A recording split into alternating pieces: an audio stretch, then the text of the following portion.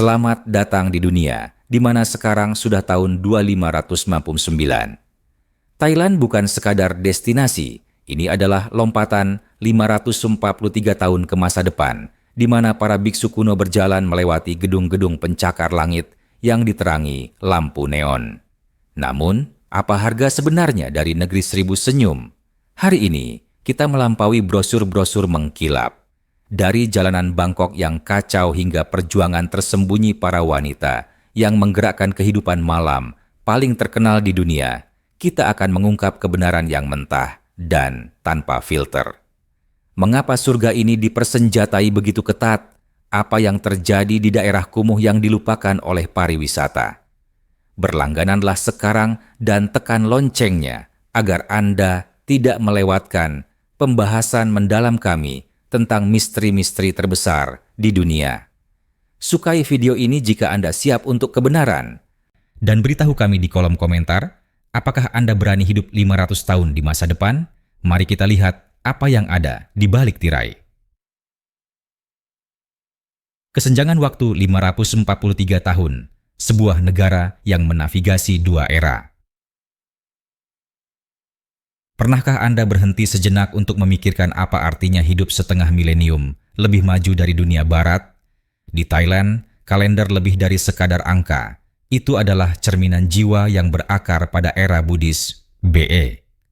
Menyusul wafatnya Sang Buddha, kalender Thailand melompat ke depan, menempatkan tahun resmi mereka saat ini pada 25 Ternatmus 9. Namun, jangan biarkan jangkar kronologis kuno ini menipu Anda dengan berpikir bahwa negara ini terjebak di masa lalu. Sebaliknya, Thailand adalah raksasa regional, sebuah kekuatan Asia Tenggara dengan PDB yang dihormati secara global dan sektor manufaktur yang menjaga industri elektronik dan otomotif dunia tetap berputar. Di pusat anomali temporal ini adalah Bangkok. Namun tahukah Anda bahwa nama lokalnya sebenarnya adalah gelar seremonial sepanjang 198 huruf yang diakui sebagai nama tempat terpanjang di dunia? Terjemahannya adalah Kota Malaikat dan Gudang Permata Ilahi. Saat kita menyusuri jalan-jalan ini, kontrasnya sangat mengejutkan. Anda akan melihat kependetaan berusia 2.500 tahun berdampingan dengan proyek kereta cepat ultramodern dan pusat perbelanjaan mewah yang menyaingi Paris atau Dubai. Ekonominya berkembang pesat sebagai persimpangan global, namun di lubuk hatinya, negara ini tetap sangat tradisional. Hal ini menciptakan gesekan yang menarik. Masyarakat yang menghargai moral dunia lama tentang rasa hormat dan hierarki, sembari secara bersamaan berpacu menuju masa depan digital. Bagaimana penduduknya menyeimbangkan perbedaan ekstrem seperti itu? Saat kita beralih dari statistik makroekonomi ke tingkat jalanan yang sebenarnya, kita mulai melihat retakan pertama pada fasad yang mengkilap ini, mengungkapkan energi yang hiruk-pikuk dan berisiko tinggi yang mendefinisikan kelangsungan hidup sehari-hari bagi 70 juta warganya. Kekacauan lalu lintas, adrenalin berisiko tinggi di jalanan Thailand. Sekarang, izinkan kami membawa Anda ke jantung kejutan besar pertama yang dialami setiap pengunjung. Kekacauan terorganisir yang legendaris dari transportasi Thailand. Jika Anda menganggap perjalanan pagi Anda membuat stres, bayangkan sebuah labirin hidup yang bernapas dari ribuan taksi berwarna neon, bus tingkat yang menjulang tinggi, dan kawanan ratusan ribu sepeda motor. Semuanya selap-selip melewati celah yang tidak lebih lebar dari bahu manusia. Di Thailand, jalan bukan sekadar lintasan, itu adalah medan perang intuisi. Hukum lalu lintas di sini seringkali dipandang sebagai sekadar saran alih-alih mandat yang kaku.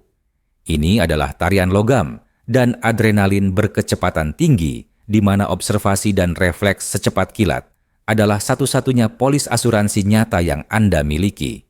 Namun, pernahkah Anda bertanya-tanya mengapa penduduk setempat tampaknya tidak berkeringat di tengah klakson yang memekakan telinga dan panas tropis yang menyesakkan?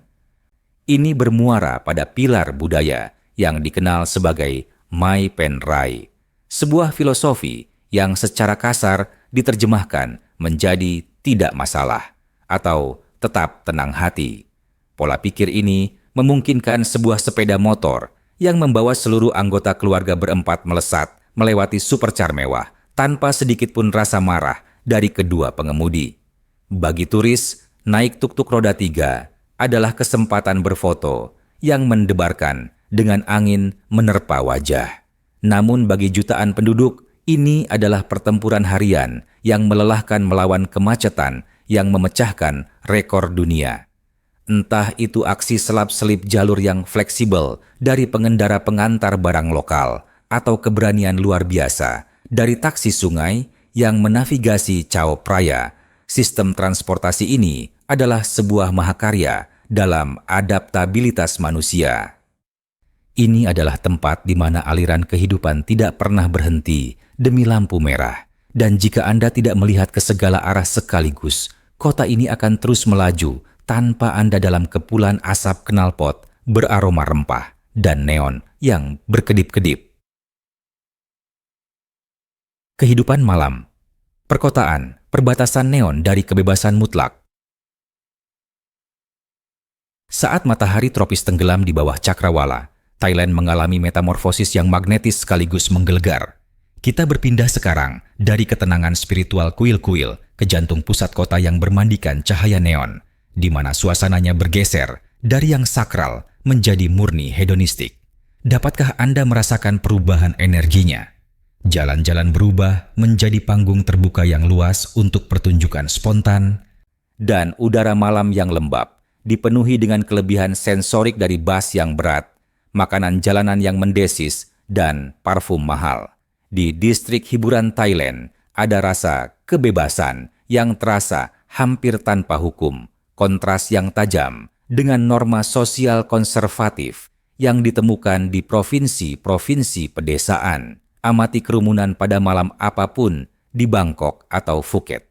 Anda akan melihat para penampil dan penduduk setempat mengenakan pakaian yang akan dianggap memalukan di negara asal, tetapi di sini mereka hanyalah bagian dari pemandangan. Ada keterbukaan tanpa kompromi terhadap industri hiburan yang berfungsi sebagai kejutan budaya besar bagi mereka yang belum mengenalnya.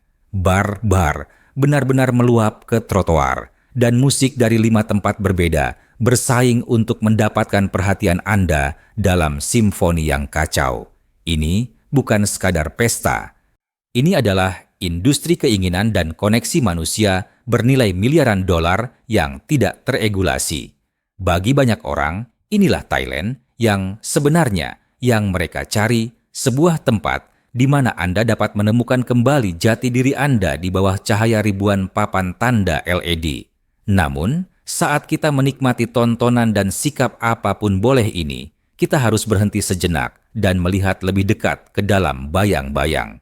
Di balik tawa, koktail murah, dan senyum mempesona para pekerja, ada pasukan orang yang bekerja dalam shift 12 jam yang melelahkan untuk mempertahankan ilusi surga abadi ini. Berapakah biaya kemanusiaan dari menjadi taman bermain dunia? Kita akan segera pergi ke tempat yang tidak terjangkau oleh lampu neon.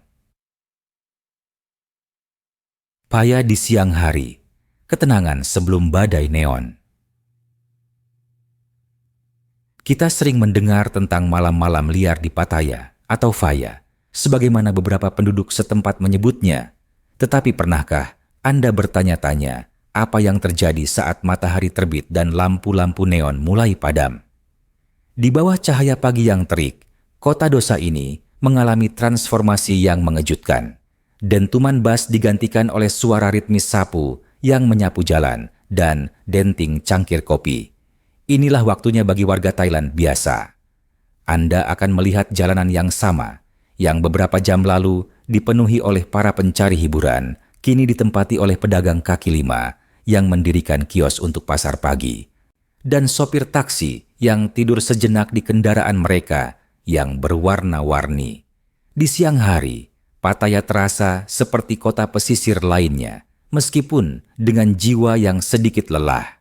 Penduduk setempat menjalani mu'usin, mata pencaharian.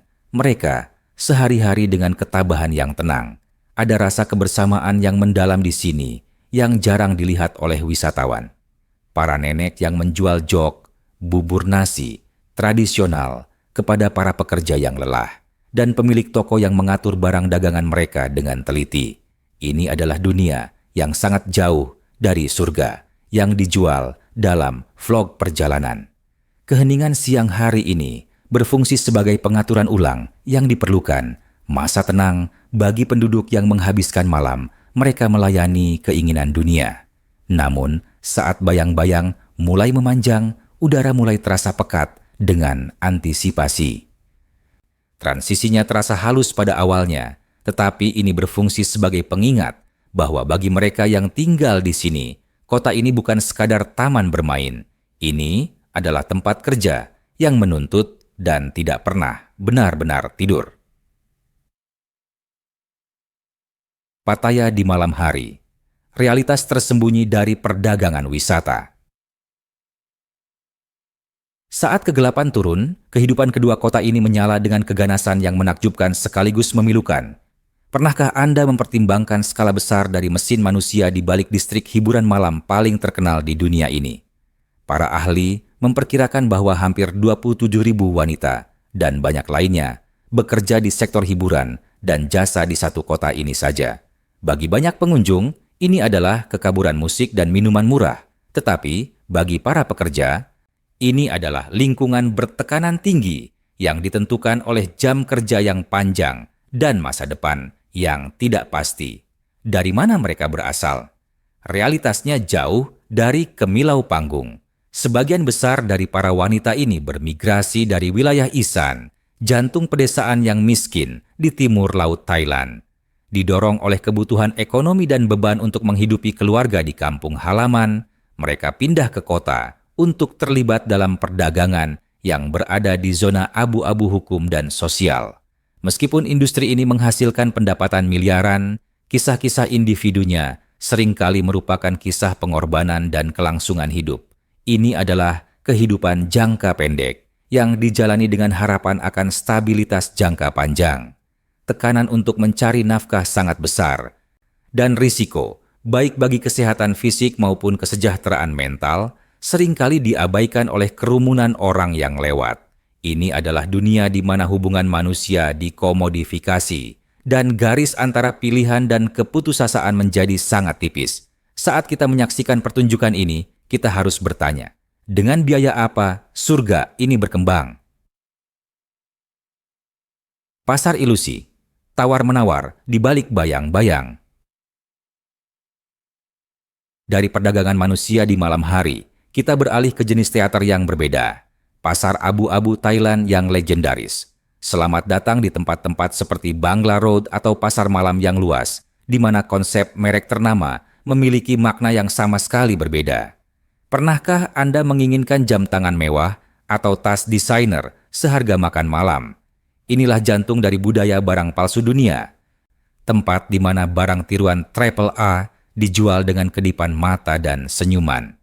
Ini adalah pengalaman Auma, surrealis, di mana seni tawar-menawar lebih penting daripada produk itu sendiri. Bernegosiasi di sini bukan sekadar transaksi, ini adalah pertunjukan budaya. Para penjual adalah ahli psikologi, seringkali memulai dengan harga 5 kali lipat dari nilai, sebenarnya hanya untuk melihat seberapa banyak yang Anda ketahui. Namun, perhatikan suasananya. Meskipun taruhannya tinggi, ada keramahan yang luar biasa. Ini adalah permainan upselling dan downpricing yang dimainkan dengan latar belakang musik keras dan aroma makanan jalanan. Pasar ilusi ini mencerminkan sifat Thailand yang lebih luas, kemampuan untuk menjadi fleksibel dan pragmatis.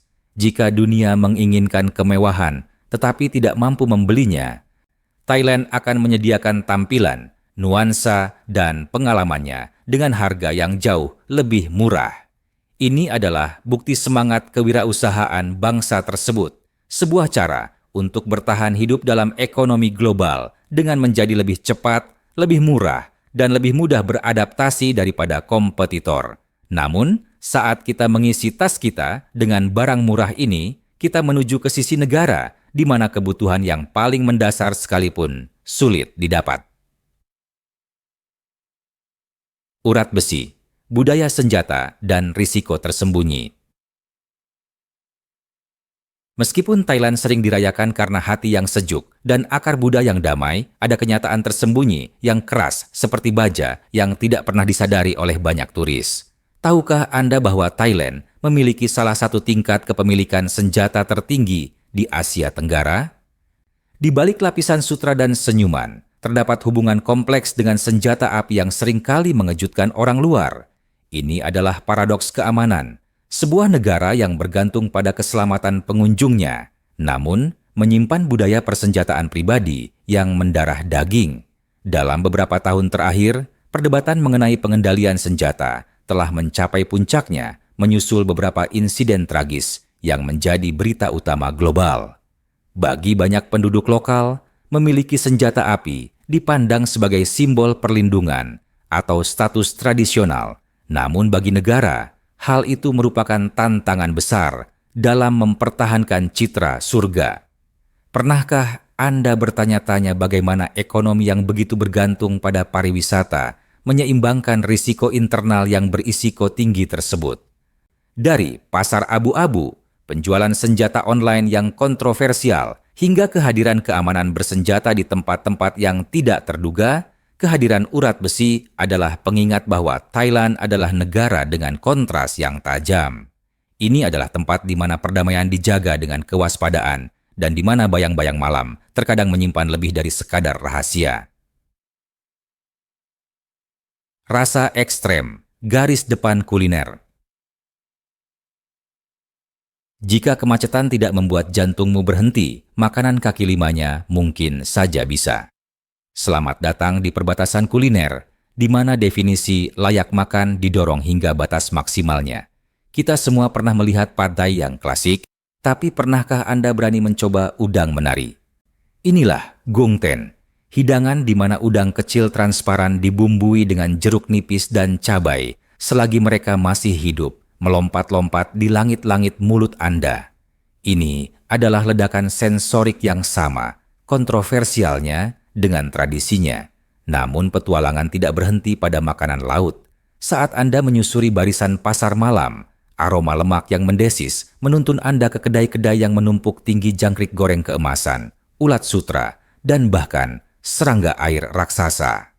Bagi penduduk lokal, ini adalah camilan berprotein tinggi. Bagi turis, ini adalah sebuah ritual pembuktian. Pernahkah Anda bertanya-tanya, mengapa orang Thailand merangkul bahan-bahan yang mengejutkan seperti itu? Hal ini bermula dari sejarah kecerdikan, di mana tidak ada apapun dari alam yang terbuang sia-sia. Dari sate buaya panggang hingga kalajengking goreng dan bahkan daging ular di provinsi tertentu, selera makan Thailand adalah bukti dari kelangsungan hidup dan keberanian. Ini adalah dunia di mana setiap gigitan menceritakan kisah tentang daratan dan perairan, menantang prasangka Anda tentang apa yang seharusnya disebut sebagai makanan. Apakah Anda cukup berani untuk mengambil gigitan pertama, atau Anda akan tetap memilih panekuk kelapa? Kahlong Toei, jantung yang berdetak di balik kawasan kumuh. Hanya beberapa kilometer dari Hotel Bintang 5 yang berkilauan dan mal mewah di Sukhumvit, terdapat sebuah dunia yang jarang disebutkan oleh vlog perjalanan. Selamat datang di Klong Toei, pemukiman informal terbesar dan tertua di Bangkok. Di sini, di lahan seluas hanya 1 kilometer persegi, hampir 100.000 orang tinggal dalam labirin padat dari seng bergelombang dan gang-gang sempit. Inilah ruang mesin kota ini. Orang-orang yang tinggal di sini, banyak dari mereka adalah migran dari pedesaan Thailand, Myanmar, dan Kamboja. Adalah mereka yang menjaga Bangkok tetap berjalan, penyapu jalan, pekerja pelabuhan, dan pengemudi pengantar barang. Kehidupan di Klong Toei adalah perjuangan terus-menerus melawan alam. Ancaman kebakaran selalu ada di struktur kayu yang padat, dan air kanal yang hitam mencerminkan sisi kota yang dilupakan oleh kemajuan. Namun, pernahkah Anda memperhatikan semangat tempat ini? Bahkan, di tengah kemiskinan, Anda akan menemukan rumah roh yang dihiasi dengan bunga segar dan pita warna-warni. Anda akan melihat anak-anak berseragam sekolah yang rapi melintasi jalan setapak yang berlumpur. Sebuah simbol harapan besar yang dimiliki orang tua untuk generasi berikutnya. Ini adalah komunitas dengan ketahanan yang luar biasa, di mana negeri penuh senyum bukanlah slogan pemasaran, melainkan mekanisme bertahan hidup. Disinilah biaya manusia yang sebenarnya dari pertumbuhan kota terlihat. Sebuah tempat di mana abad ke-26 dan abad ke-19 hidup berdampingan di bawah panasnya matahari Bangkok. Kisah dua kota, jurang ketimpangan. Saat kita berdiri di tepi permukiman kumuh Klong Toei, lihatlah ke atas. Tepat di seberang cakrawala, sinar matahari memantul dari fasad kaca penthouse mewah dan bar atap, di mana harga satu koktail lebih mahal daripada penghasilan satu keluarga di sini dalam seminggu. Inilah geografi Thailand modern yang mengejutkan. Sebuah tempat di mana kesenjangan antara si kaya dan si miskin bukan sekadar statistik, melainkan jurang fisik yang nyata. Pernahkah Anda bertanya-tanya bagaimana sebuah masyarakat menjaga keseimbangannya ketika kelompok 1% dan 99% hidup saling berhadapan? Di satu sisi kanal, Anda melihat budaya high society atau high so, dunia jet pribadi, supercar Eropa, dan pendidikan elit. Di sisi lain, Anda melihat para pekerja yang tinggal di rumah-rumah darurat di atas air hitam, menghadapi kenyataan sehari-hari berupa polusi dan layanan kesehatan yang terbatas. Namun, anehnya, kedua dunia ini terhubung secara tak terpisahkan. Mal mewah tidak dapat berfungsi tanpa pekerja dari permukiman kumuh, dan para pekerja bergantung pada kekayaan kota untuk mengirim uang kembali ke desa-desa mereka. Kontras ini adalah denyut nadi yang mendefinisikan bangsa ini. Ini adalah keseimbangan rapuh yang disatukan oleh keyakinan, identitas nasional bersama, dan ketabahan sunyi rakyat Thailand. Saat kita menjembatani celah di antara dua ekstrem ini, kita mulai menyadari bahwa misteri terbesar Thailand bukanlah kalender kunonya atau lampu neonnya, melainkan ketangguhan luar biasa dari semangat manusia dalam menghadapi ketimpangan yang begitu mencolok. Perjalanan kita melintasi celah waktu 543 tahun, membawa kita kembali ke tempat kita memulai, namun dengan perspektif yang berbeda. Kita datang mencari Thailand yang sebenarnya, dan apa yang kita temukan adalah sebuah negara yang menolak untuk didefinisikan oleh satu cerita saja. Apakah ini tempat perlindungan spiritual dengan Buddha emas dan meditasi yang tenang? Ya. Apakah ini taman bermain berenergi tinggi dengan kemewahan neon dan kebebasan hedonistik? Juga, ya. Ini adalah negeri dengan keindahan yang mendalam dan bayang-bayang kelam yang tidak nyaman. Kita telah melihat kekuatan para wanita yang memikul beban seluruh keluarga di pundak mereka di bar-bar Pattaya. Kita telah mencicipi cita rasa ekstrem dari budaya yang tidak menyia-nyiakan apapun dan tidak takut pada apapun. Kita telah menyaksikan martabat sunyi dari mereka yang tinggal di jantung permukiman kumuh dan energi hiruk-pikuk dari sistem transportasi yang tidak pernah tidur. Mungkin pada akhirnya misteri Thailand bukanlah sesuatu untuk dipecahkan, melainkan sesuatu untuk dirasakan. Ini adalah masyarakat yang merangkul kontradiksinya, hidup di masa depan sambil menghormati masa lalu, dan tersenyum di tengah perjuangan. Saat Anda melihat dunia di sekitar Anda, ingatlah bahwa apa yang kita sebut misteri seringkali hanyalah bagian dari cerita yang belum sempat kita pahami.